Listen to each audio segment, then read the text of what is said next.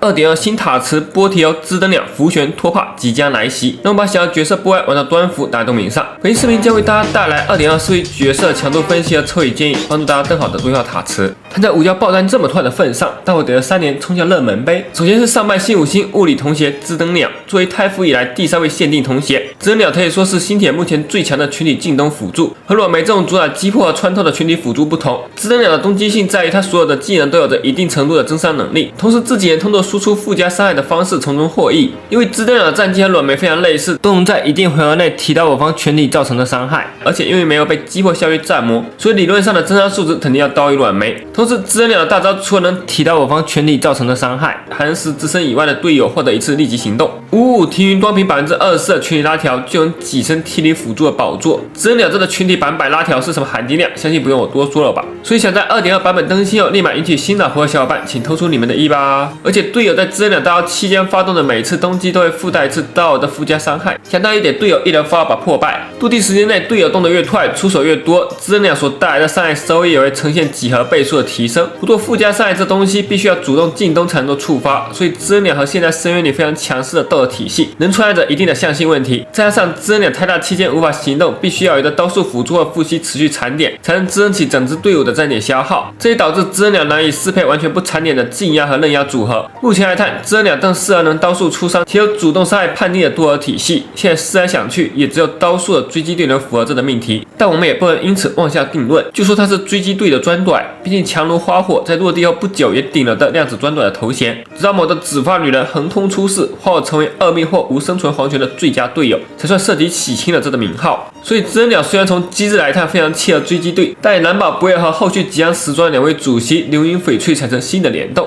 所以你觉得罗宾会是流云老婆的最佳辅助吗？然后是下半新角色5星物理巡猎真巡海游侠波提欧，同时也是星球铁道首位5星击破主 C。从机制来看，它的定位有点像血液和银狼的结合，不仅可以拓属性造成击破伤害，还能通过秘技和大招强制给敌人施加物理弱点。虽然受能量所限，波提欧能多弱点的频率肯定没有银狼那么高，但作为不吃命中、不读属性的巡猎角色，它在稳定性方面无疑更胜一筹。此外，波提欧的战绩还可以嘲讽子弟单体，并开启决斗状态。在状态下，波提欧普攻会被大幅强化，并且决斗双方都会获得一层易伤效果。而待敌人被击杀或击破后，波提欧还会获得额外的奖励收益。不是你这牛仔加赏金猎人的味会不会也太浓了点啊？而除了标志性的削刃外，波提欧的大招还会在一段华丽的落日场景中对敌人造成一次强烈的单体物理伤害，并使其行动延后一段时间。难道他的例会里会有一个像是进入条倒退的符号？所以看完波提欧这发让子弹飞接真人能从不回头的表演后，觉得帅的起码帅打在公屏上好吧。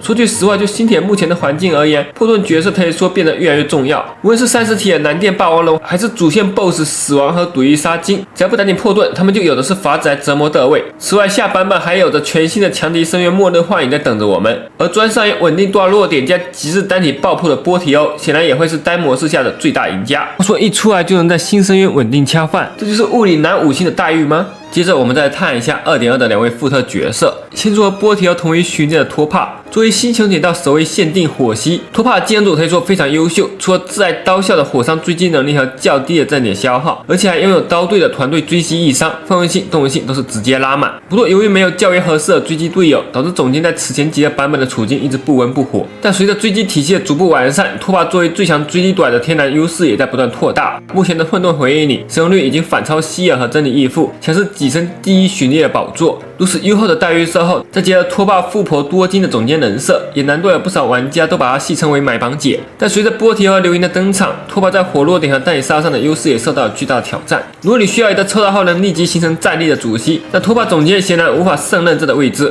所以你觉得在火系赛道上，流云会强夺总监吗？但如果你有意愿进一步补强追击队，那在群体大短兹登鸟时装的当下，总监就是2.2版本最值得投资的副特角色。接着咱们再来探探刚刚推出联动活动的奶茶达人福玄。作为最早落地时装的现武存户，福玄可以说是星球铁道 1.0 时代最强势的生存辅助。刚出道时就凭借极强的担保能力，在黄与黄砖里大放异彩，以至于很长一段时间内讨论福玄何时复特都是一个相当热门的话题。不过现版本沙金的时装也一定程度上动摇了太普他人的江湖地位，尤其是在刀男魔女宇宙中，沙金作为存户亲儿子，更是在通关效率和安逸程度上将福玄一举超越。当然和沙金相比，福玄虽然进攻能力差了点，但是它主要突出于的安逸，代替承伤的机制可以大大减少 BOSS 专挑软式的捏，从而导致的暴毙风险。而且福玄的暴击光环对于主席配平词条减轻毕业压力也有着相当重要的作用。目前来看，灵命福玄拥有独一档的承伤动能和强力的暴击光环兜底，能有不错的抽取价值。但作为 1.3 版本的老角色，福玄无论是进攻能力还是命中数值都存在着一定的局限性。